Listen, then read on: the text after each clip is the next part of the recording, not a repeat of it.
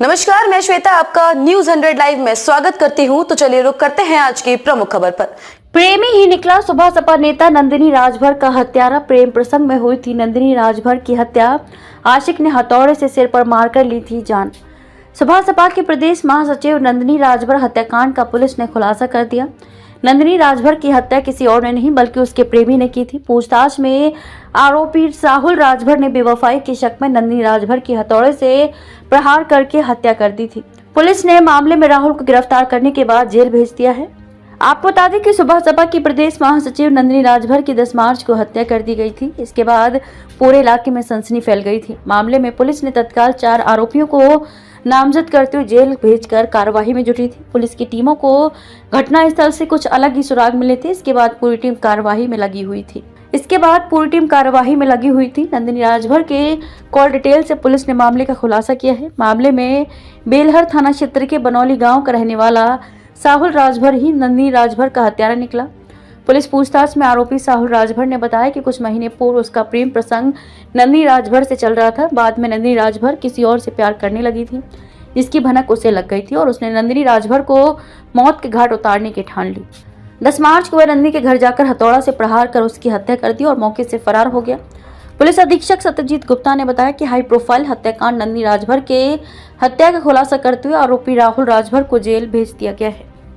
जनपद संत कबीर नगर में दिनांक 10 मार्च 2023 को ग्राम दीघा में एक हत्या की घटना कारित की गई थी, जिसमें नंदिनी राजभर की हत्या की गई थी। इस घटना के बाद परिजनों ने FIR दर्ज कराया था, जिसमें 5 नामजद अभियुक्तों के नाम उन्होंने लिखाए थे। इस घटना के बाद जो पुलिस की टीम है घटना को अनावरण के लिए लगी।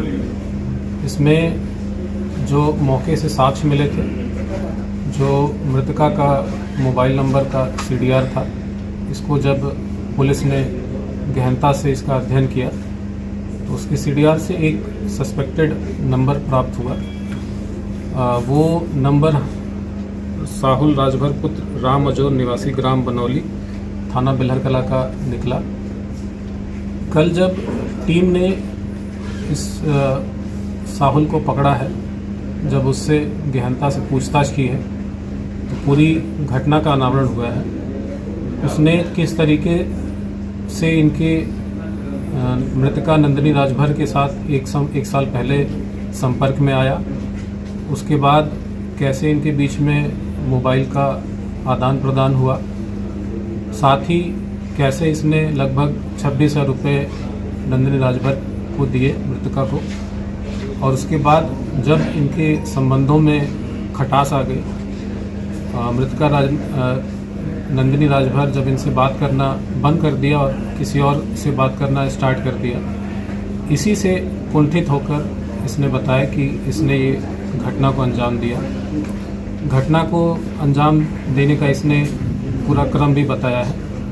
इसने बताया कि इसने प्लान तरीके से एक हथौड़ा जो कि लोहे का है, एक अपने पिट्ठू बैग में रखा, साथ में 2 जोड़ी कपड़े रखे, और ये नंदिनी राजभर जहां इनका घर है उसमें घर में एंटर किया।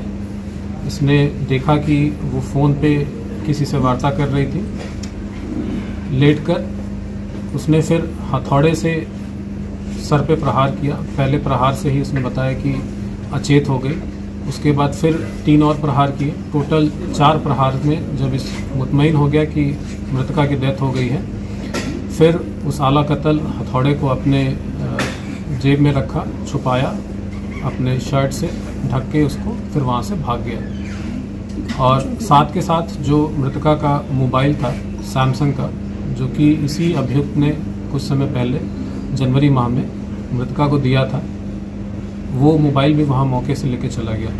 उसमें जो मोबाइल में सिम कार्ड लगा हुआ था, इसको सिम कार्ड को इसमें तोड़कर मेदावल बाईपास के पास में फेंका, जो कि इसकी निशानदेही पे बरामद किया है पुलिस ने।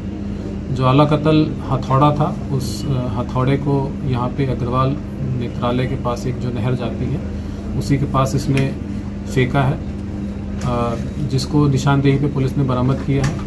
जो 10 तारीख की घटना के बाद इसका मूवमेंट है अग्रवाल नेत्रालय के पास, उसका CCTV फुटेज भी पुलिस ने बरामद किया है, जो कि ये इस्टेब्लिश करता है कि ये घटना करने के बाद वहाँ पे आला कत्ल फेंकने गया। इसके बाद जो मोबाइल था, इसने मोबाइल के टुकड़े किए और कुछ टुकड़े इसने राजघाट नदी में फेंके, कुछ टुकड़े नदी के पास में सड़क के पास इसने फेंके हैं। वो भी इसके निशानदेही पे पुलिस ने बरामद किए हैं। इसने पूरी घटनाक्रम को बताया है, पूरी घटना को स्वीकार किया है और आज पुलिस के इस खुलासे से पूरी टीम को मैं अपने बधाई देता हूँ। साथ ही साथ चूँकि बहुत पेचीदा केस था और बहुत टफ केस था, मैं पूरी टीम को 25,000 रुपये का इनाम देने की घोषणा भी कर। खबरों में अब तक के लिए बस इतना ही। फिर होगी आपसे मुलाकात ऐसी किसी बड़ी और खास खबर के साथ। तब तक के लिए नमस्कार और देखते रहिए News 100 लाइव।